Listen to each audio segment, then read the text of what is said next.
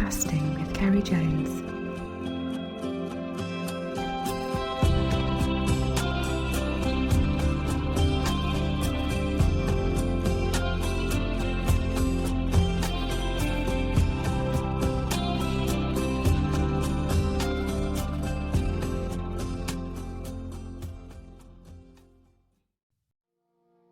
Hi everyone, and welcome to this week's podcast. I've been meaning to chat with this week's guest for some time, and as it's International Women's Week, I thought it was a perfect time to give her a call. She has represented her country at international level many times, gaining 14 England ladies caps, as well as being captain. She has also been international president on 2 occasions.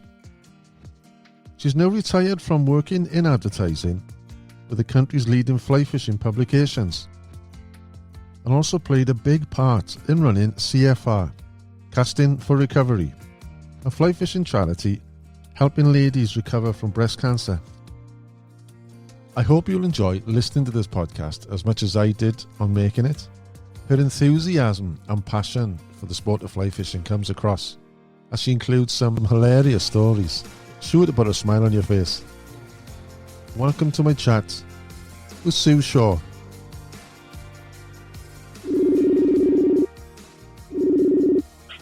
Hello. Hello, Sue.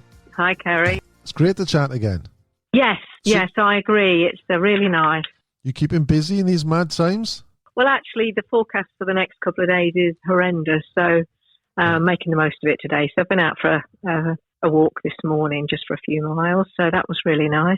But it's good to get the exercise, to be perfectly honest with you, yes. I guess at the moment, because, we're in lockdown, the restrictions with travelling, we're not really going far at all. I mean, I'm only 7 miles from Rutland Water, but it's not in the zone where I should be going just for a walk, considering I can just walk outside my front door and go off. So at the moment, and still until restrictions are lifted, I shall just continue to stay as I am.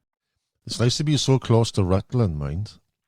It is actually, yes. I shall go there early April. They start up again on the 1st of April, and so I shall be across there to have a little dabble from the bank. Probably not on the first day. I think there's going to be a lot of anglers out on the first day, so I think I'll leave it a couple of days. So what is it, 1st of April started, is it? Yes. They're opening the doors again on the 1st of April. So I think you can book boats from the 15th of March. All right. But yeah, so all 4 waters, all Anglian waters, are opening on the 1st of April. So it's looking very promising. And they continue to do the early season stocking as you'd expect them to do. Oh, that's so good. I'd imagine there's going to be a lot of hungry anglers out there wanting to have a little go. There's still waters in Wales, the reservoirs, even though officially, usually they're open 3rd of March. Yeah. Welsh Water haven't allowed anybody to go near them at the moment. There's talk now, I think it's this Friday, they're going to lift restrictions or change the restrictions. Listening to what people are saying, it's just going to be, we're allowed to go 5 miles.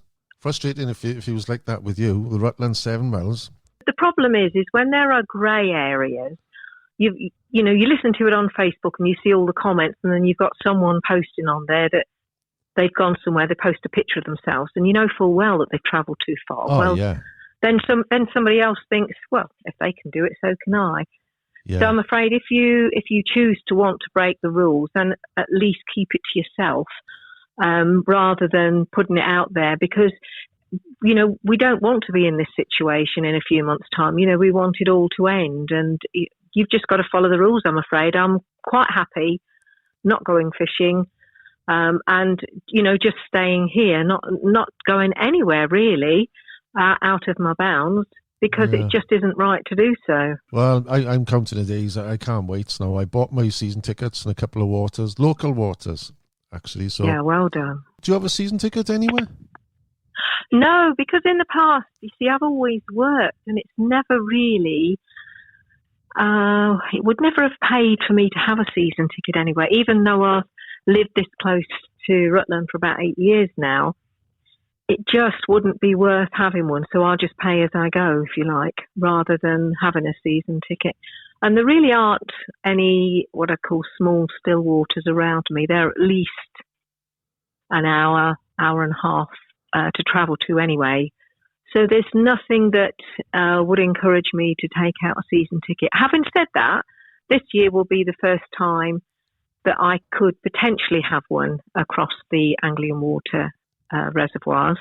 So I might consider it. I'll just see how often I do realistically go, just to see if that would work out. Because, while the weather's good, it's great. You can do a lot of bank fishing early season with the buzzer fishing, and then, of course, going on into the boats. But, of course, I don't particularly want to go out on a boat fishing on my own. And, of course, I don't really want to go out into the wild winds either. I just need to have a bit more pleasure and go out with a picnic these days. It sounds like I'm getting old, doesn't it? I like the idea of that. I like fishing on the bank on my own, but on the boat, no. It's a strange experience on the boat on your own. You want to share sort of chats, and because you are close to somebody. You do. You're right, and the Rutland boats are that bit bigger than the Grafton boats are about a foot longer, and just makes a big difference when you're there and you're on your own. I've done it, but it's nowhere near as good as actually sharing a boat with somebody, having a bit of banter with somebody. Yeah. And yes, I used to do a lot of competition fishing, but nowadays I'd be more than happy just to take a nice picnic, whether that would be on the bank or in a boat with someone. I honestly don't mind, but... There's no one sitting next to you just to tell them, oh, I just missed a fish. Yeah. The last few months of last year, we went fishing, myself and Hilary. We went over to Rutland Water and did quite a bit of boat and bank fishing, and we had some reasonable success there. But I mean, it's such a vast water anyway. Yeah. But I'm not one of these that goes out and bags up all the time. It just isn't me. I just thoroughly enjoy being on the water, being at the side of the water. It's absolutely lovely. And when there's no pressure on you to have to come in with 8 fish or whatever it might be, it's just a different ball game altogether. Yeah. Oh, I'm not into the numbers thing anymore. There's times you could just go straight to maybe the aerators or the dam. There's fish, and then it's nice to have a couple under your belt. And then I just like to just motor around then and looking for, something a bit special. So yes, it's lovely, isn't it? So last year you said you had a bit of a break and you got back into it last year, was it? Was it through your back trouble, you said?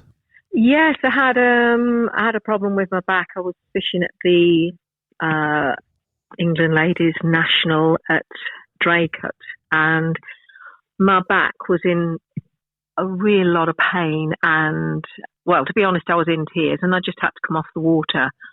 And I was fishing with Louise, and luckily one of the husbands went back out with Louise so that she didn't forfeit her day out on the water. And then I just decided I had to give it up because, irrespective of enjoying competition fishing, you cannot be part of a team event if you're unable to go out when the weather's a little bit rough. I mean, I've been in a lot more difficult situations than I was at Draycote, where it's been a lot more choppy than that. But the reality is I had a car accident back in 2001 and I was hit from behind, and the lady that hit me, I was stationary and she was doing about 50, and it really pushed the car forward. The back axle went forward about 8 inches, according to the police. But, you don't really understand what the long-term effects are, on your spine. So, yes, I will still go out fishing at Rutland Water and all of those places, but I'll just be a lot more selective, over the days that I go out. I look at the weather forecast a lot more. And, of course, over the last few years, because I was working full-time anyway, on the days that I potentially could have gone, if the weather conditions aren't right, or you struggle to find somebody who was available on that day, then I just didn't go. But of course, this year, I can be a bit more selective over when I can go. So it's going to be a lot easier for me anyway. And I can trundle around the banks as well and see how that's going. So it's going to be an interesting one for me to get to know the reservoirs a bit more. I enjoy going out for shorter periods now, maybe like 4 hours or 6 hours. Long gone are the days where I'm there at 9 o'clock and I'll finish at 9 o'clock at night. And you concentrate more and you seem to catch more because you're not tired. But you're saying about the wind. I remember there was a competition I fished on Loch Mask a few years ago. And the guy I was drawing with, I can't remember his name for the life of me now, but I was in his boat and he had a 20-horse engine as well. And it was a big rolling wave. And they thought about cancelling the competition, but we went. And he was full throttle into the wind now, up into the middle of the lake. And after the Daphnia feeders, so we were in deep water as well. He was just ploughing through these waves, and every now and again a wave would catch us, and I had to, because I was on the bow, hold on to the seat because he was like bang, bang, bang, And I was shouting at him to slow down, and he couldn't hear me. Next thing, we hit this wave, right? And he almost, honest to God, went vertical, the boat up in the air, right? And I couldn't grip the seat, and I actually fell on him. I was for a second, I was in midair and I fell on him, and you want to see the whites of his eyes. He actually slowed down then. But, you get these freak waves as well, can't you? Like when you're out in the big lake and, the next day I couldn't move. My back was in agony. Crazy, isn't it? I had an instance like that over at Rutland, many years ago. I couldn't even tell you when it was, but I was fishing in one of my first matches. It was the Benson and Hedges that used to be, that we used to have there. Yeah, and I went there, and I wasn't used to fishing much in a boat anyway, and it was really, really rough, and so I was a little bit anxious about it. And fished with this guy. We met, and obviously we got on the boat, and then I thought, oh my goodness me. So I was tooting to and from to the toilets and back again. And we got on the boat, and then I said, where are you going to go? He said, up at Dickinson's. We're going up to the North Shore. We're going to go get a bit of shelter. I said, oh, fine, okay. And I'm thinking, oh dear, we've got to go across that rough bit first. Yeah. So anyway, as we're motoring across the water, it was bouncing up and down, and I literally, like you sort of holding on to the sides. He was doing the engine and just literally holding on, and I was just above him all the time. Yeah. And in the end, the wave, it just threw me off the seat. The seat came off, I came off and landed in the bottom of the boat. Wow.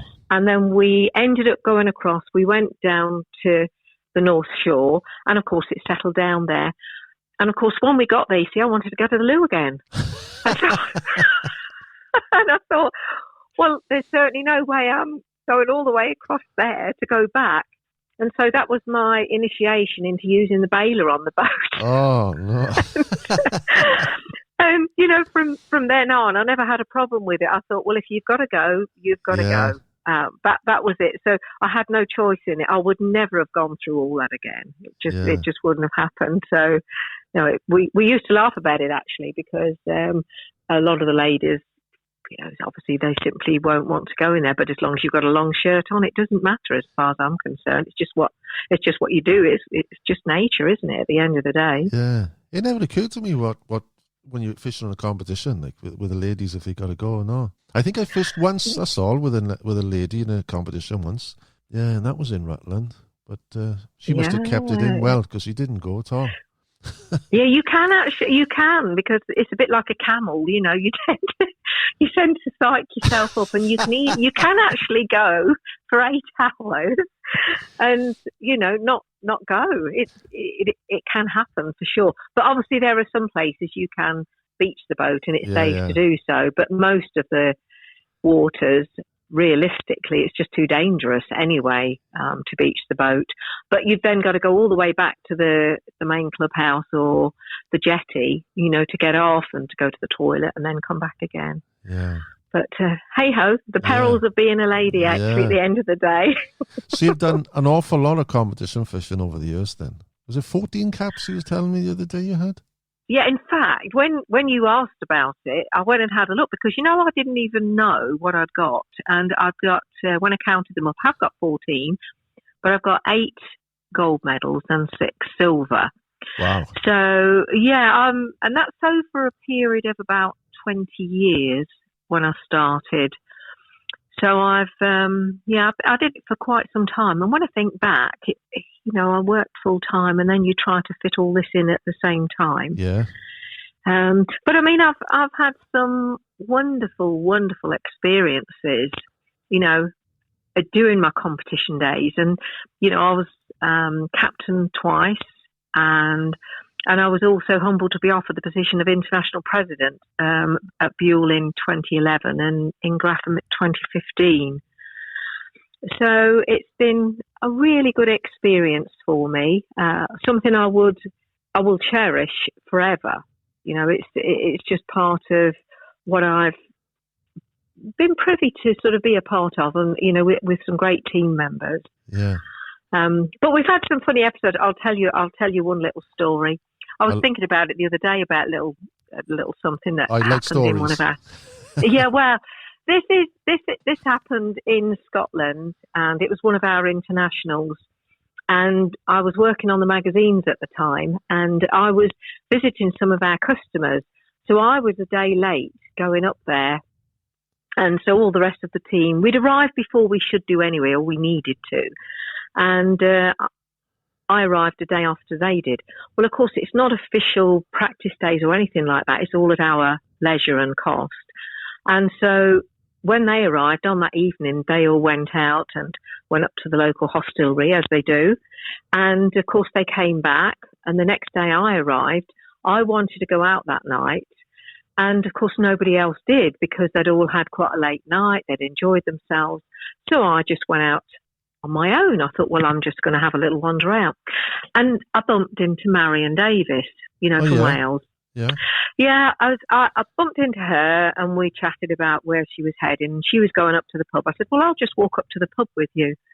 And so we got to the entrance and she said, well, come in and join us. I said, I can't join you. She said, come on in. No, I can't. And this was to and fro. And I said, look, it's your team in there. I said, you need to go and sit with them. So anyway, I decided I would go in and I went and sat at the bar. And she joined the rest of the team. And then the team manager came across and said, come and join us. I said, I can't. I said, it's your Welsh team meeting or whatever. I said, you might be talking tactics. I said, I can't come and infiltrate. He convinced me to go and sit with them. So I did. Well, we had such a giggle and they were playing silly games. It wasn't a team talk. It was just something to relax and just have a night off. And I had stickers on my forehead. I'm not even sure what games we played, but they were all a bit silly, and you had to have forfeits. They were like shots, and I'm thinking, are they trying to sabotage me? That's it. Or what? It was a ploy. But it was. But we had such a laugh. It was really nice. And then shortly afterwards, I was given a daffodil made out of felt, which was gorgeous, and I was made an honorary member of the Welsh team. And I've still got that daffodil today. It's lovely. It's in my little cabinet here. I won't tell anyone. So no.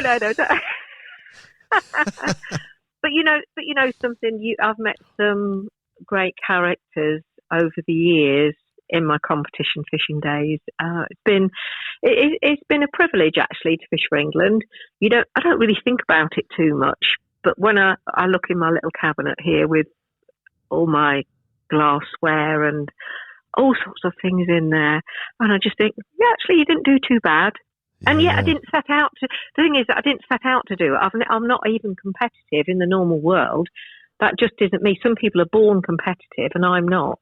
Yeah. So it was even a surprise to me that I enjoyed it, and I will always do my best, whatever I do. So, but equally now, even though I don't do the competition fishing anymore, I just enjoy being out there doing what I always used to do before I started it.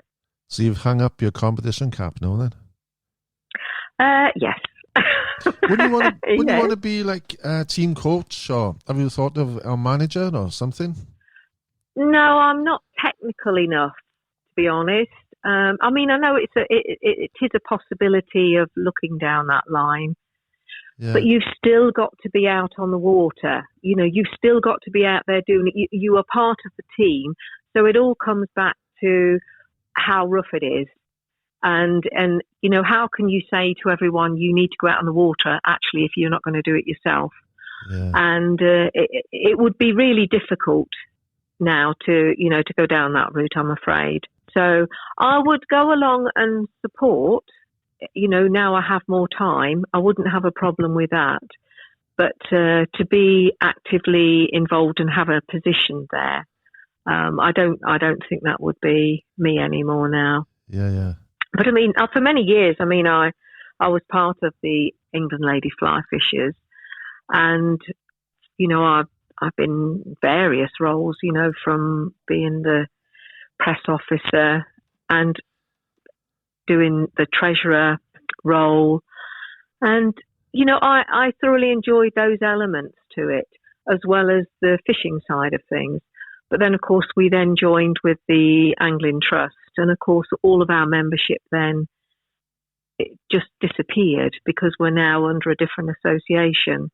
Right. And so things change. They move on. It's progress, isn't it? And what we used to do, going to places like the CLA Game Fair and going along on the casting distance and, casting into the rings and see if you can, get your fly in there. It's just a lot of fun. You did the Gaia level 2 as well, didn't you? I did, yes. But I only ever used that when we did our charity work for Casting for Recovery. Right. So I've never, ever charged anyone for any instruction or anything. It's just what I used when I was doing the coaching at the Casting for Recovery retreat. Going on to your work, your background is advertising, isn't it? Yes. How did that come about? I started, I can't remember even when I started there, but it would be the late 90s when I went to work for Trout and Salmon and Trout Fisherman magazine. And so I was there for 4 years. And I remember, I must have been about, maybe about 45 at the time when I started there. And usually when you're in advertising, you're 18, 19, you really are quite young. Doing the job that I was on, and I got on really well, and I think it was because I could actually talk the language, if you like, when I was talking to customers. You were already a fisherwoman then, you can say then, yeah? Yes, yeah, I'd already been fishing for quite some years at that stage, so it came quite easy if anybody had any questions to ask. And it was really quite easy for me. I mean, the job was difficult because you're selling something that you can't touch. You're selling advertising space. So I can't say it was easy, but it was easier for me because I had the background knowledge. Yeah. So I did that for 4 years and thoroughly enjoyed it. And then I moved on from there, and then I went on to Today's Fly Fisher when that first launched back in 2003. And I was there for 9 years, and it changed its name part of the way through to Total Fly Fisher. And obviously that's now gone back to Today's Fly Fisher. So I was 13 years actively working on the magazines. But, I've had some great times there. Again, you meet such characters in the trade when you go to the shows and the trade shows. It was wonderful. And when did you finish? That was about 2012, when I finished with the advertising. Yeah, they were looking to downsize the advertising team, and at the time I lived in Rugby, and I just decided I would put my name forward to go for redundancy. And it's always a bit, when people are looking for redundancies, it's always a bit of the death knell, isn't it? That, things aren't as good as what they might be. And it's a sad reflection, isn't it? Because in many years gone by, you would buy a magazine because you'd want to know where to go and get all your tackle and read all the articles and all the reviews, because that was the only source of information that you had. But of course, now everyone goes online. Yeah. And it just signalled sort of the decline in copy sales. So very, very sad. When I worked at EMAP, that was probably the heyday, in the 90s, because that just didn't exist. No. And so therefore, people would buy the magazines. I mean, I did myself, I would buy Trout and Salmon magazine. I've seen an article in there up in Sutherland. right top bit of Scotland, and I thought, oh, I wouldn't mind fancy going there. Bit of, loch fishing, and, had a fabulous time there. We booked the house that was featured, and that was it. We went up there. But that's how you used to do these things. You'd see something, you'd aspire to go there, and, you would make the arrangements and off you'd go. So but it all changed, when everybody could get all this information online and save themselves a bit of money, I guess, on the monthly fee. And that's exactly what they would do. So, but it was very, very sad, because I always enjoyed reading the magazine rather than doing anything online. It's never the same for me. I used to look forward every month in the early days, and just you couldn't wait to get the magazine, because all the information you'd want to know was in the mag. I guess I'm right in thinking this, that the biggest part of the income for a mag isn't the subscriptions, is it? It's the actual advertising that keeps the magazines going, I guess. Absolutely, it is. Yeah. But then again, it's a chicken and egg, isn't it? Because you need the money from the advertising, but you need the copy sales as well, the numbers of copies that are sold, to be able to justify your rates. So it comes down to the rates per thousand. And if you don't get that, then of course the customer would try to knock you down on those rates. But of course, in the early days, they'd pay whatever it was, because we had got massive circulations, because that's what people wanted to do.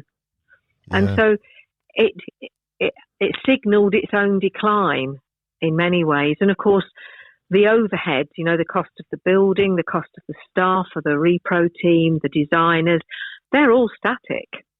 They're not going to go down simply because your copy sales go down. You've still got the same amount of work to do to produce a magazine. It's gone quite quick, really. 10 years ago, I remember Trofish, I think there was 42,000 circulation each month.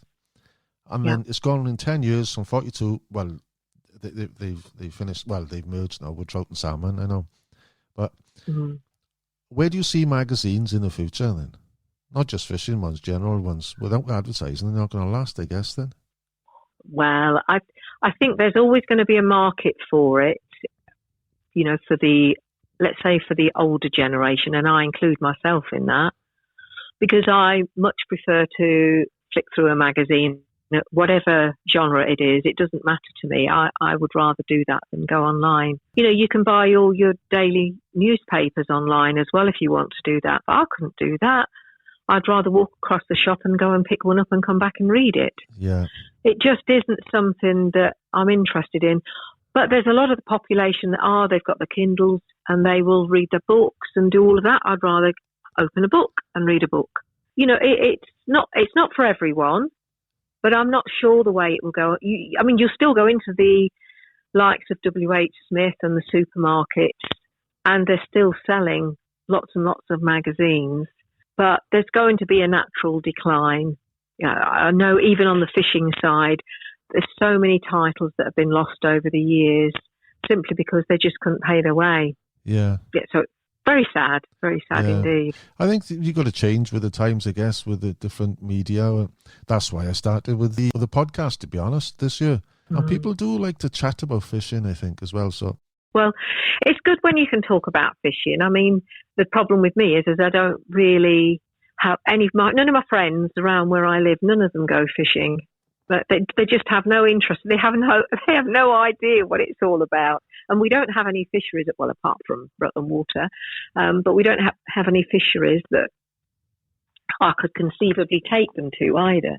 Yeah. So I never talk about it. So actually, I've probably got a bit of verbal diarrhea today talking to you because it's actually really quite nice to talk about it, to be honest. Well, I've got 86% left on my phone, so we're all right. Although I was not always that good at talking about it. I remember when we were doing the England Ladies many years ago. Oh my God, I'm talking a long while. This would be in the 90s as well. That we used to have a stand for the England Ladies at the CLA Game Fair, for instance. And we were given the stand free. It was only small, but nevertheless, to try and promote associations or groups, we were given this small spot. And after a couple of years, we used to arrange it. I used to get some tackle in that we give away as prizes, and then we'd have a raffle each day, this sort of thing. And I mean, and it worked really well. We actually raised quite a bit of money when we were there. But I do remember once they asked me if I would do a demonstration on the grandstand. Well, that just isn't me. I've not got a very big ego at all, and I'm not one that would want to put myself out there. Anyway, I decided I would do it, and I thought, but what am I going to talk about? I don't do any fancy casts or anything like that. So it's really quite difficult. So I went up there with a floating line, a slow intermediate, and a fast thing. So I just got 3 lines, 3 setups, or 3 rods, obviously. And I thought, well, I'll just see how this goes. But when I got there, and Michael Evans, who was doing the compare, as he always did in those days, and he's setting me up with my microphone, he's feeding it through and getting it all set up. Yeah. And then he goes back to the tannoy and he just says, in 15 minutes, he said, we've got Sue Shaw coming onto the stand doing blah, blah, blah. And I said, can you not tell anybody? I said, I don't want any more people. There's enough in there at the moment. and he did this at 10 minutes and at 5 minutes. Well, now I'm petrified because there's even more people coming up. Well, we had this little ploy because I'd gone up there armed with my hip flask because I was nervous and it got port and brandy in it. And so I went out with this cup of tea and he says, can you give a big round of applause to Sue? This is her first time on here. He said, I know what she needs. So he walked out onto the platform and he handed me my hip flask. Well, of course, I didn't need twice asking. I just I just had to have a drink, didn't I? Did you? And so I did the demo and it seemed to go all right. I mean, I couldn't see the people there. They were just like a blur. And when I came off, again, I was so nervous, I just walked away. I didn't realise I was still connected. And I was talking to my friend all the way back. Wow. And my voice was going through on the channel. Wow. But I don't think I said anything bad, and they had to put a call out for me to go back and get dewired. Quite embarrassing, isn't it, really? But but you know, in those days, it was to me, it was quite terrifying. But of course, as he always said, the first time is always the worst. And when I did it the following day, you look around and you think, is that all there is in there? And, you know, it's really odd because you've already done it and then you want people to be there rather than it to be empty. So it's a bit of a psychological thing, I reckon. Yeah.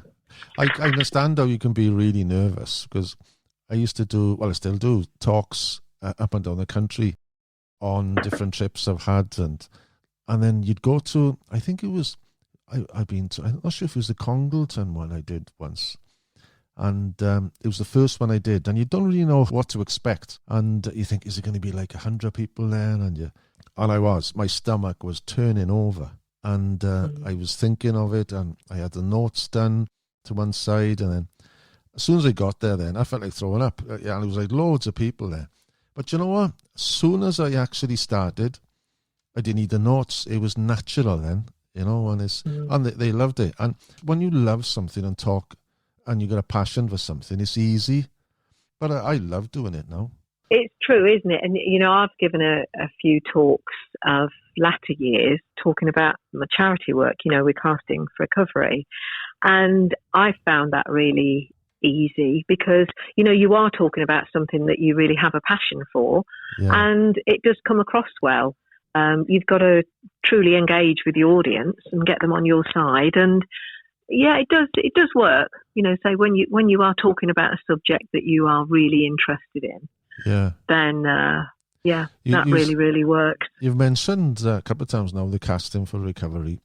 It's sad because I think, was it last year you said it's finished? Yes, it is, to be honest. I can't see it being resurrected. It's just a sad reflection of the times that we're in with coronavirus, that it's had this impact.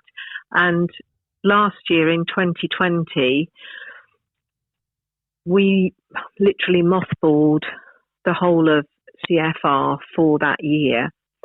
And it became apparent that you really couldn't do this. I mean, we have 14 ladies going on a retreat And, you know, we're mixing really quite closely with each other. You've also got fly fishing instructors there as well. And you are, again, relatively close to the person. We've got medical and counselling, but they're all in groups. You know, you're not going to sit socially distanced. So even if it came back, it would potentially be in a different format, because I'm not sure that anyone would want to fill out a risk assessment these days with knowing the sort of things that are around, you know. And I mean, even if you're asymptomatic, you don't know, but if you're in a group situation, it would be horrendous. And all the ladies, of course, on the retreat, you know, have got really poor immune systems, if you like. You know, they could be quite low on that side. And, of course, it can just make a big difference to them. The last thing you want to do is to put them in a situation where they might pick something up. I mean, you know, on our staff side, I mean, we'd never go if any one of us had a cold or anything like that on a retreat, because you just don't want to pass anything on. How did it actually come about? What involvement were you in it? In the early days, it was back in 2007, I was approached by Sue Kidby. Sue had breast cancer twice herself, and she saw a small article. I think it was in Fly Fishing and Fly Tying magazine. And she just started doing fly fishing herself. And she thought, what a great idea, lovely concept, it needs to come over here. And at that time, it had been over in the States for about 10 years. And so she'd had all the discussions with them about, call it a franchise, it's similar to that, to bring it over here. And it took about a year to get set up. And the Countryside Alliance were brilliant in that first year. They paid us £5,000 to run the first retreat, which was at Duncton Mill in West Sussex. I know it. That was fabulous, and it just went from there. I mean, that next day, we were even on BBC on the breakfast news, Sue and I.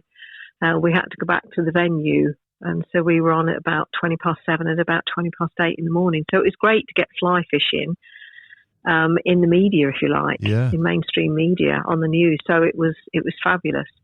And we carried on then. We did it for 10 years as volunteers, as well as crazy now. You know, I don't even know how we did it, but we did that as well as working full time and fishing for England. Yeah. I have no idea how we fitted this all in.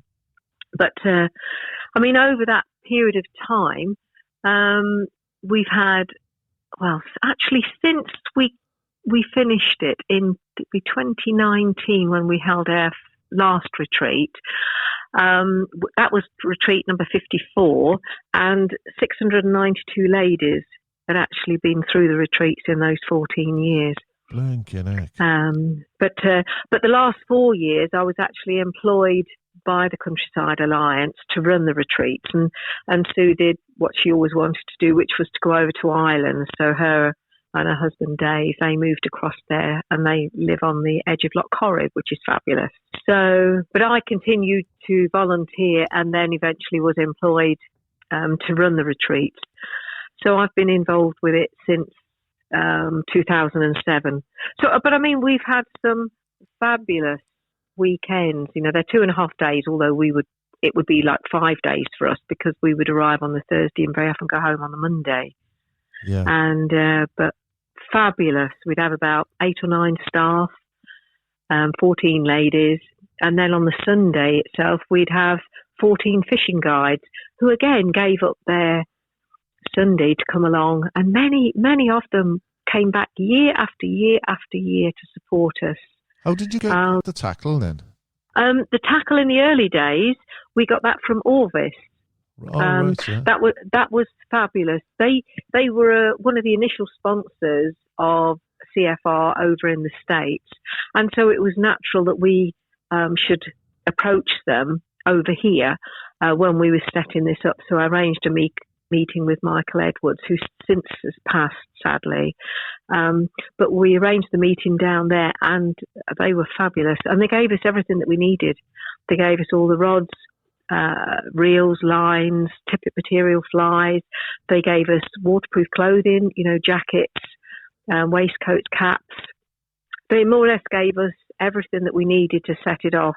And then over the years, we've just added to it with some bags and all sorts of little paraphernalia that you use when you go out fishing. Right. But it was that initial input from them that enabled us to make sure that we got enough gear. I mean, you know, you got 14 ladies. You need a lot of stuff, and you need more than that, because you need, if there's a breakage or something like that, so you need a couple of spares. And of course, with clothing, you know yourself, we're not all the same size, and so, you know, you might have a lady that's coming along who's a size 8, and then you have another one who's a size 18. So we would have all different variances in sizes. So we had quite a good selection of clothing that we'd offer out to our ladies. But at least everyone looked like an angler, you see. Once everyone is dressed up, once we kitted them out in all of their gear when they first arrived, it was lovely. They'd be doing selfies and all sorts. I mean, they think it's fabulous because they now feel as if they're actually going to go fishing, you see. Yeah. In effect, from a sponsorship side of things, I mean, Orvis has always been with us, but you know, back since 2007, right up until our final retreat. And of course, the funding came from the Countryside Alliance, as well as our own fundraisers as well over the years, but mainly came from the Countryside Alliance. And then I suppose on top of that, over the last 4 years, we've had really amazing support from my good friend Keith Passant. I mean, he actually works at Orvis, and he, along with his wife Kate, they arranged all our logistics to go to every retreat. And what did that involve for them then? Well, they in effect set off even a day earlier than I would, and they'd hire a van, they'd load the van, and then they'd set off, and they would go to Scotland, Ireland, Wales, a couple of times to England as well. So, and of course they would look after all of the kit and clothing while we were over there, from the unloading of the van, loading it back up again. But also, whilst we were there, Keith would always do a fly tying session. He would help with casting instruction, and he would do whatever else was needed. He was always there in the background throughout the whole of the retreat. And similarly with Kate, very unassuming, but you know, they're just people that you would want with you the whole time. And they've been absolutely lovely. They played a massive part in it then. Oh, absolutely right. Yes. I mean, I'll be very honest when I say that I couldn't possibly have done it without their help and support. That goes without saying, and Keith and Kate know that.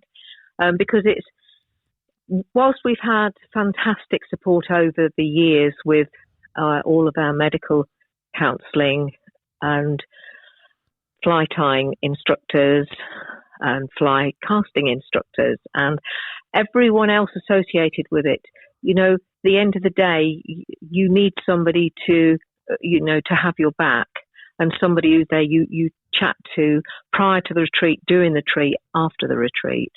And he's been absolutely wonderful. And realistically, CFR has certainly given me some wonderful, humbling memories and lifelong friends as well.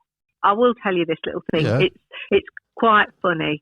Well, when we get together on our first night, there's one venue in particular down in Hampshire, and just because of the nature of the venue and where we sit down, because it's not in a hotel, we have a couple of houses on site. And so once we've had our dinner on the first night, if we have the time to do it, we've done this, I think, 3 times.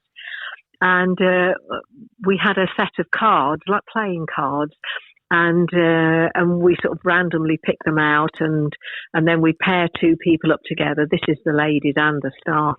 Well, and we played charades. And the charades were names of flies. Now, bearing in mind, none of these ladies have seen a fly yet. They don't know what they are or their names. Well, you can imagine the fun they had playing charades with things like Daddy Longlegs, Hairy Mary, Orange Booby, a Red-Ass Peter. I bet that was fun. And we had so much fun. And that can't be the name of a fly, you know. Yeah.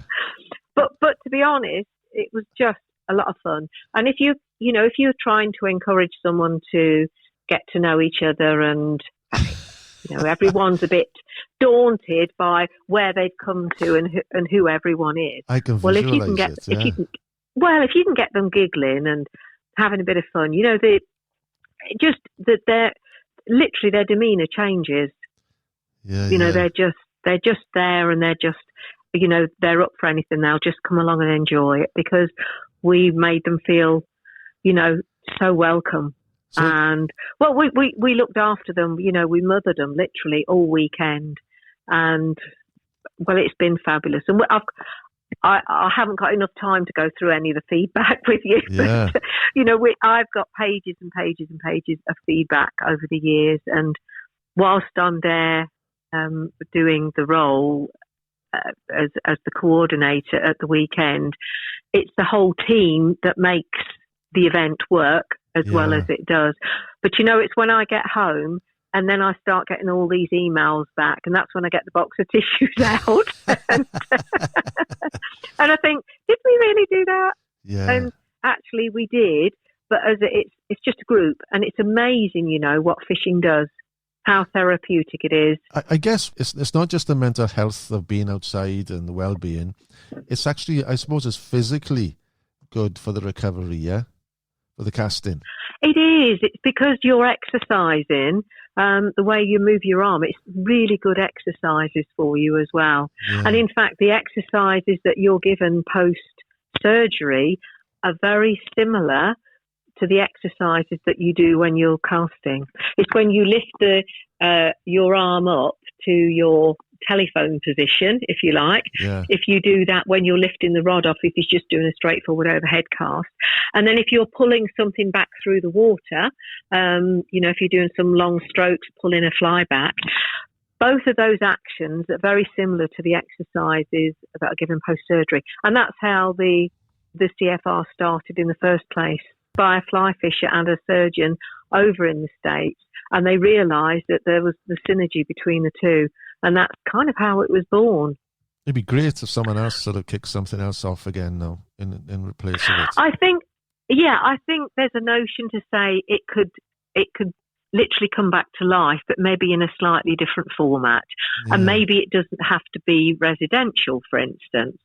There's a lot of things that we could band about, but it can only be done when fundraising is available to anyone, to be able to source some funds, to be able to do it anyway.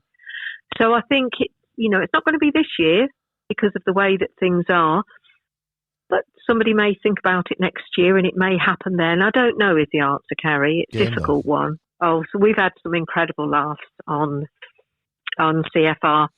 And I suppose one of the other ones is, talk about the boat fishing and you nearly go in and all of this. But one time I actually did go in the water. Fell in? And and it wasn't from, and I've done a bit of salmon fishing up in Scotland as well. And it wasn't even from that. It was when I was over in, can't remember the year, but we were at Brook Hall Trout Fishery in Northern Ireland.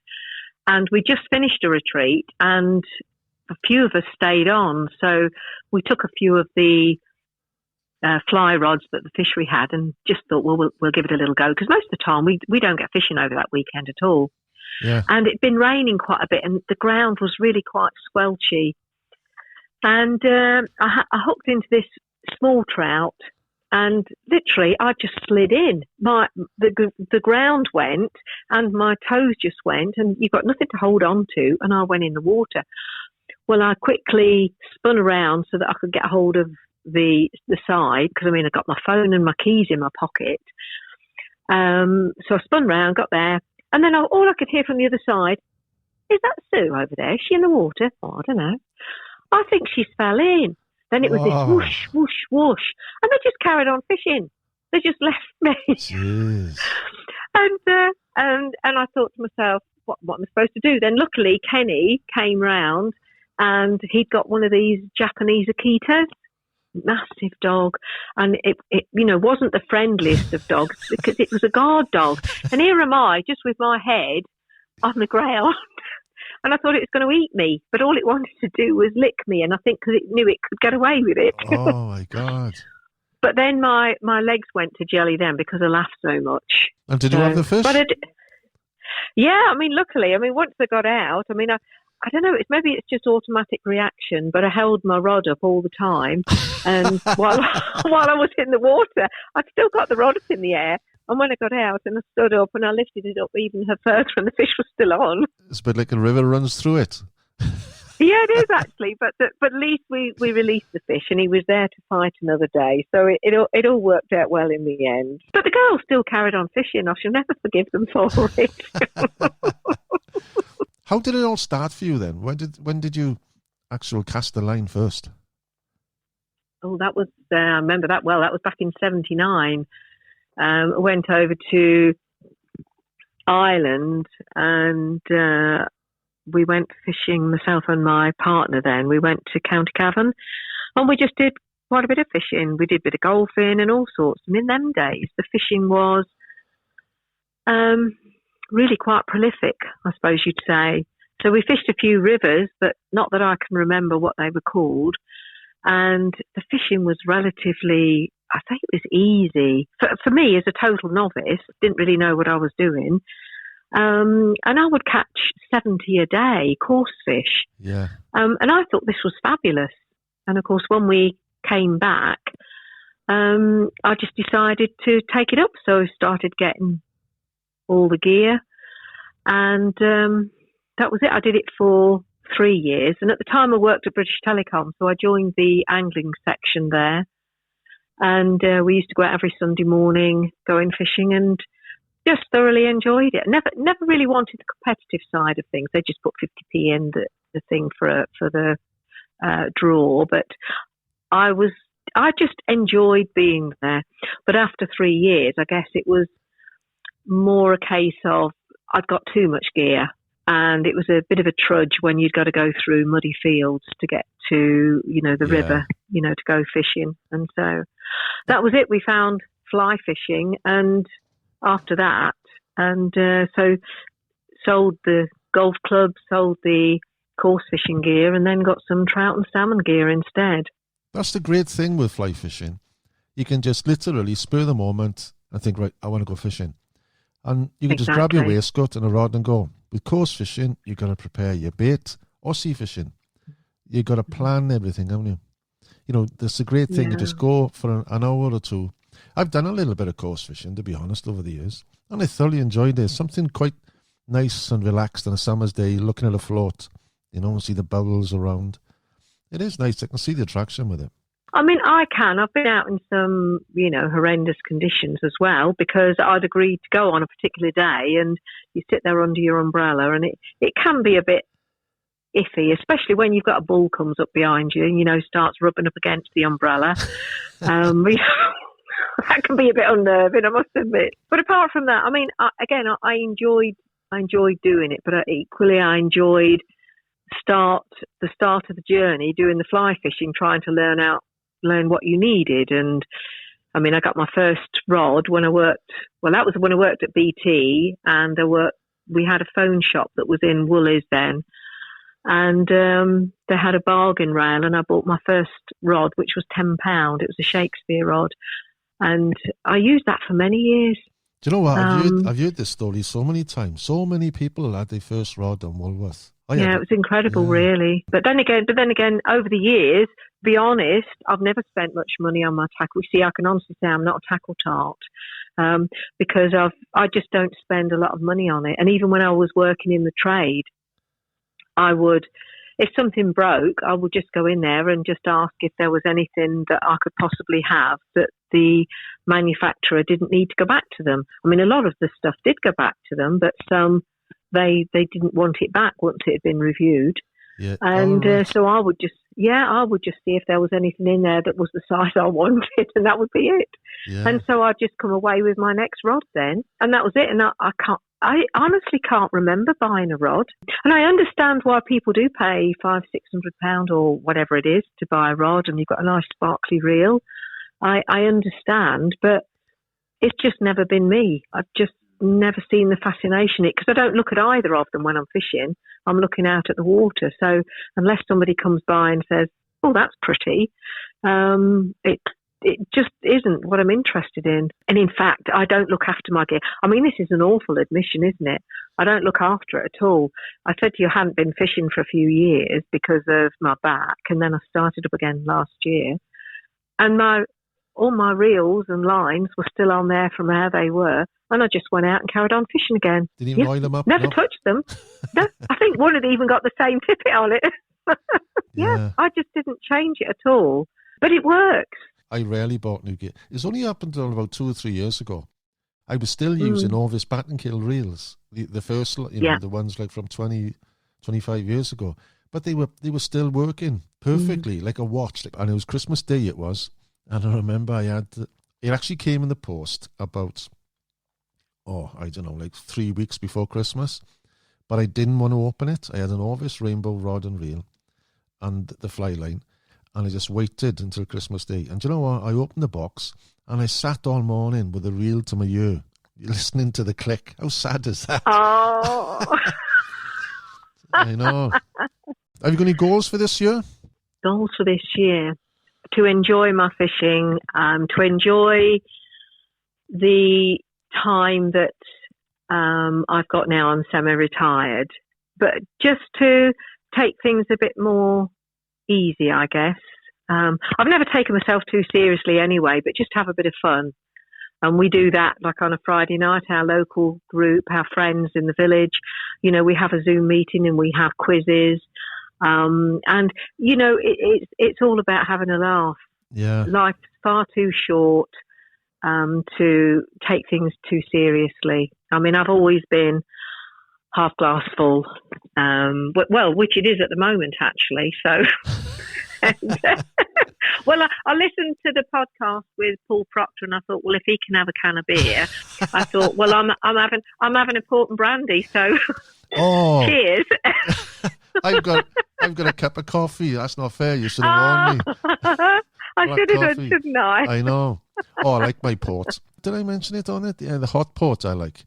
The hot port, yes. Yes, well, I've never tried that. Oh, I need to do that, to be honest.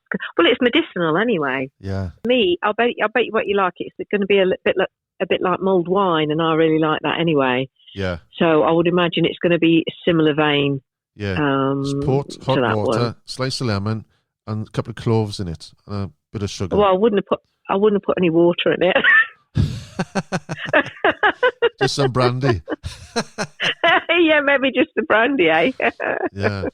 So port and brandy is your 1 o'clock in the afternoon drink, is it? Well, it's usually 5, but I made an exception today. Yeah. It is medicinal though, Ceri. At the end of the day, I mean, I tried it years ago when I wasn't feeling very well, and a friend of mine convinced me to have one when I just didn't want to drink at all. And anyway, I said, oh, for goodness sake, I'll have it then. And, I had one and I drank it quite quickly, as I was told I'd got to do. And I got another one and I had that. And it's amazing how settling it is. And over the years, everybody's laughed about it, me and my hip flask. But it used to go with me everywhere. I wouldn't go anywhere without it. And to me, it's medicinal. But I'll drink it anyway because I just enjoy it as a drink. Well, yeah, it's absolutely lovely. Yeah, it's lovely. I tell you what I do, and one thing I got to do today is buy another bottle because I ran out of it last week. In the morning when I have a coffee, it's not a problem. It ain't right, but I do like to have my coffee with a splash of Kahlua in it. What's that? It's like a coffee liqueur, and it's like a Baileys. It's more like a Tia Maria. And you have a coffee in the morning with a splash of that. Or when I'm out on the lake, I got one of these gilly kettles. I'll do a coffee. Always got a hip flask with Kahlua, a healthy splash in it. Oh, I just love it, That sounds delicious, that does. Yeah. So what about your Kelly kettles then? They're not Kelly kettles, are they? They're something similar, aren't they, that you do? Gilly kettles. They're Gilly kettles, all right. They're made in Redditch. They've been around for years. I think it's great. It's something nice to take a break in the day and just make a brew. One thing I love about my Gilly kettle is actually 100% made in the UK, which is important to me, to be honest. The quality and the craftsmanship is there, And this is where I add my plug now. So if anybody wants one, I do stock them on my online shop, on my website. And I tell you who ordered one from me now. Do you know Sally? She's in the Welsh ladies team. Oh, Sally Ann Isles. Sally Ann Isles, yeah. She had one. And yes. I actually sent one out to her. Sent me a picture yesterday. She can't go fishing, but she went up the woods just to light it. Oh, bless. Well, that would be typical of Sal, that would. Yeah. But, that's lovely. Sal actually came along. She was one of our volunteers on our retreats as well. Oh, did she? So, all right. Yeah. Sal was part of that as well for the last few years. She's travelled with us, and great asset. Great. She's lovely with the ladies. Yeah. Full of life, fabulous person to have. Oh my goodness, yeah. A fabulous person to have on board. Yeah.